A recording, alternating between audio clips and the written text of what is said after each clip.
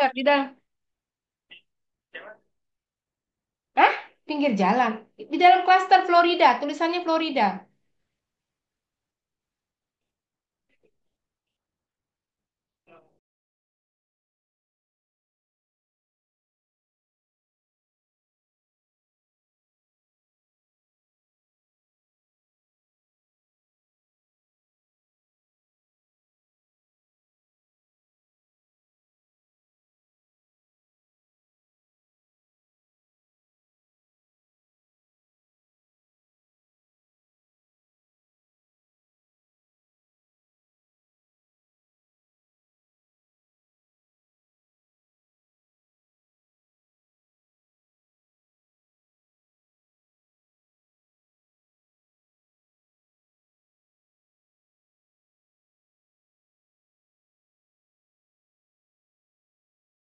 Sudah, kalau sudah, oke ya.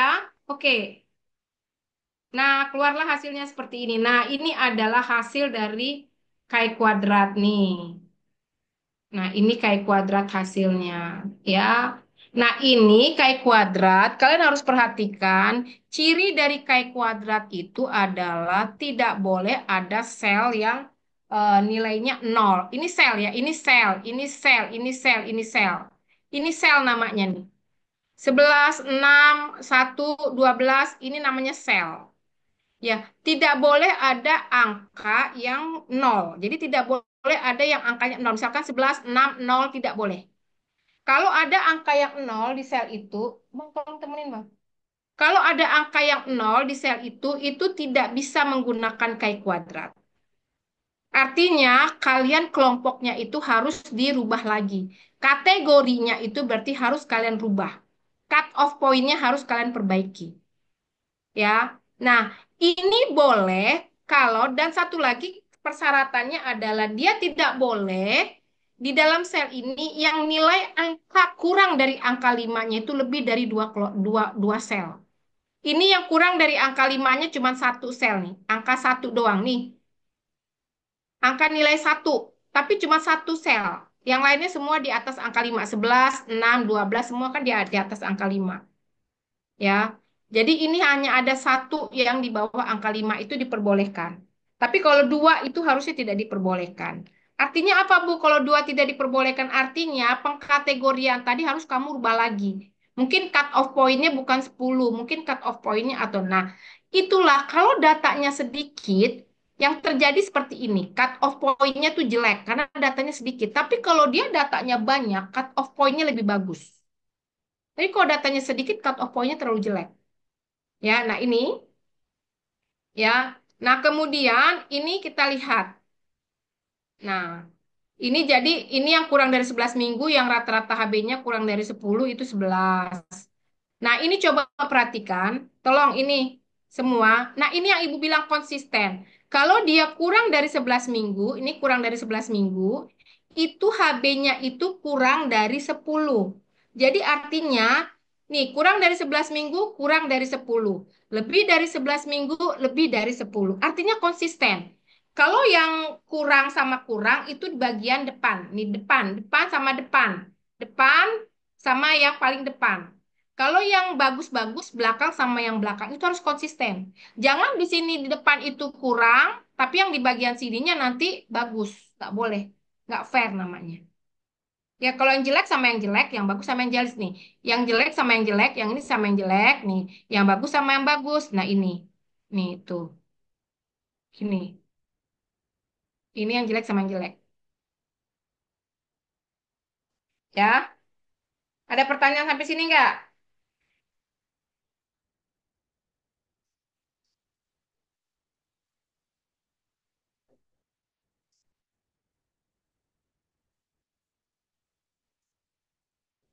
Ya ini.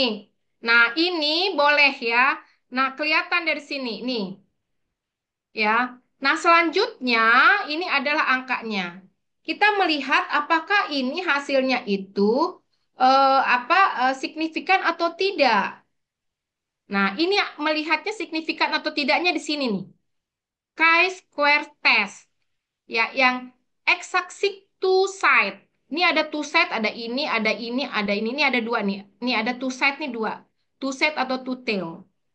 Ya, sekarang pertanyaannya, Bu, ini ada banyak. Apakah kita mau menggunakan percentage square atau menggunakan continuity correction atau menggunakan likelihood atau yang mana? Pilihannya banyak di sini. Ini yang two side-nya banyak pilihannya nih. Ada 0,05, 0,05, 0,02, 0,01, 0, yang mana yang harus saya pilih, Bu? Nah, ada persyaratannya. Ya, nih saya kasih tahu ya. Mana sih ini? Kalau dia,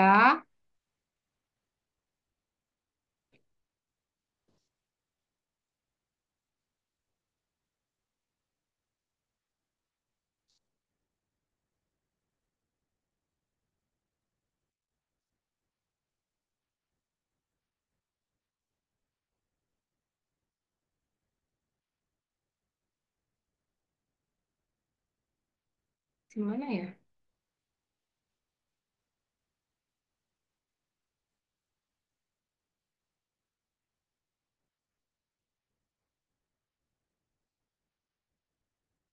Mana hasilnya ya? Kalau dia tabel 2 kali 2, nah ini, nih, nih. Kalau dia tabel 2 kali 2, dijumpai ada nilai yang kurang dari 5, maka gunakan Fisher eksak. Kalau dia tabel 2 kali 2 dan tidak ada nilai yang kurang dari 5, maka dia gunakan continuity correction. Bila tabelnya lebih dari 2 kali 2, misalkan 3 kali 2, 3 kali 2, maka gunakan percentage square. Ya. Nah, karena ini tadi ada yang nilainya kurang dari 5, ada satu sel. Ya, ada satu sel yang nilainya kurang dari 5, yaitu angka satu. Balik lagi. Ini coba lihat. Nih, ada yang kurang dari 5 nih, angka satu nih. Berarti kita gunakan Fisher eksak. Nah, Fisher eksak. Nah, yang ini Fisher eksak test nih. Fisher eksak test. Berarti kita menggunakan two side 0,002. Berarti signifikan atau tidak? Hasilnya signifikan atau tidak? Valid atau tidak? Di bawah 0,05 apa di atas 0,05? Halo? Di Cepet bawah dijawab biar cepet selesai. 0,05 Saya Ibu. juga ada tamu. Hah? Valid atau tidak? Mas Erik? Valid Sebentar ya, Ibu. sebentar ya. Valid, ya. Karena dia di bawah 0,05. Nah, kalau kayak gini nih tersenyum biasanya mahasiswa karena hasilnya bagus. Artinya adalah ada hubungan yang bermakna atau ada hubungan yang signifikan antara ibu apa kadar Hb ibu pada ibu yang usia gestasinya kurang dari 11 minggu dengan ibu yang usia gestasinya lebih dari 11 minggu. Ya, di mana kita melihat karena ini adalah signifikan, karena dia signifikan, maka kita membaca risk estimate. Nah, kalau di sini tidak signifikan, kalau di chi-square testnya tidak signifikan, atau dia nilainya lebih dari 0,05, risk estimate tidak bisa kita baca. Tapi karena ini signifikan, maka risk estimate harus dibaca. Ya, risk estimate-nya harus dibaca. Ya, nah ini. Risk estimate-nya harus dibaca. Bagaimana cara membaca risk estimate-nya? Nah, ini. Hmm. Nah, kita lihat di sini. Ya, ibu yang kadar Hb-nya, yang ibu yang ibu yang apa namanya? Ibu yang 11 minggu, ibu yang kehamilannya kurang dari 11 minggu, resikonya 22 kali untuk terjadi Hb kurang dari 10 nih, kurang dari 10 nih, kurang dari 10 nih, kurang dari 10 yang dibaca yang depan.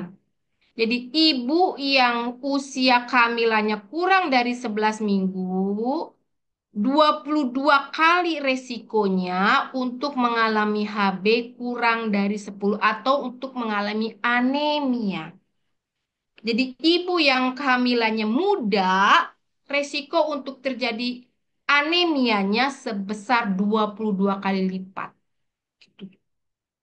Peluang untuk menjadi anemia sebesar 22 kali dibandingkan ibu yang usia kehamilannya lebih dari 11 minggu. Ya, jadi ibu yang usia kehamilannya kurang dari 11 minggu, peluangnya adalah 22 kali untuk terjadi anemia atau HB kurang dari 10.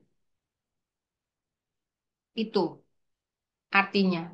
Ya, tapi rest estimate hanya bisa dibaca kalau hasilnya ini adalah valid atau kurang eh, signifikan. Chi-square testnya. Ya, ini.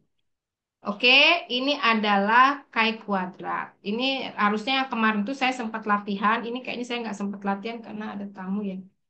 Ya, jadi nanti Anda interpretasinya seperti ini. Ya, ini interpretasinya nih. Nah, caranya saya penyajian dan interpretasi di laporan penelitian seperti ini bentuk tabelnya.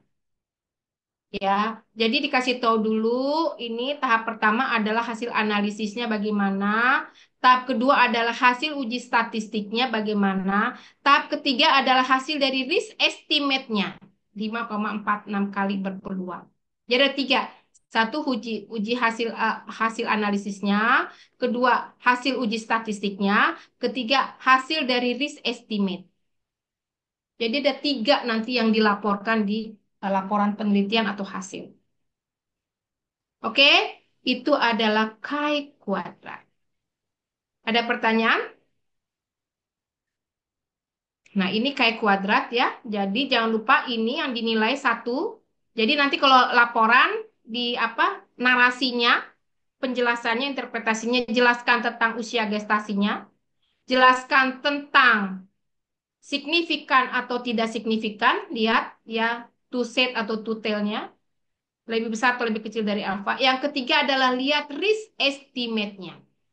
Tapi risk estimate hanya bisa dibaca kalau ini signifikan. Tapi kalau tidak signifikan risk estimate tidak usah dibaca. Oke? Stop share. Ya, itu ya saya rasa ya kalau yang kemarin kelompok yang kemarin kita masih sempat latihan ya. Jadi dua orang saya kasih judul kasus, dua orang memaparkan mencoba mulai dari dia membuat normalitas data sampai kayak kuadrat. Ya, bagusin yang tingkat 4 nyoba nih. Tapi karena saya tidak ada waktu ya, aduh datang mau datang. Oke, sudah cukup? Sudah cukup ya? Ya, saya rasa tidak dibuka pertanyaan lagi. Nanti kalian latihan lagi saja ya caranya, tapi cara kayak kuadrat itu ya seperti tadi. Jadi tahapannya jangan lupa normalisasi data dulu, lalu lakukan cut off point, lalu yang ketiga buat record into new variable, barulah bisa masuk ke kayak kuadrat setelah datanya dikategorikan. Oke, kelompok untuk yang kelas 2 saja yang difoto. Tolong raise hand-nya. Yang tingkat 4 nggak usah. Ayo silakan, dia hanya sit in aja.